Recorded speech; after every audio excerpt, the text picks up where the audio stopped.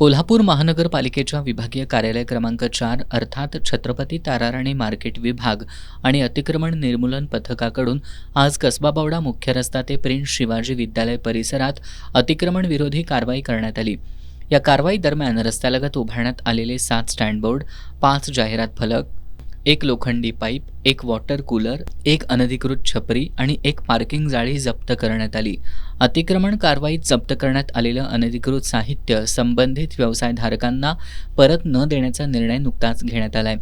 त्यानुसार आजच्या कारवाईतील साहित्य कायमस्वरूपी जप्त करण्यात आल्याचं महानगरपालिकेनं स्पष्ट केलंय।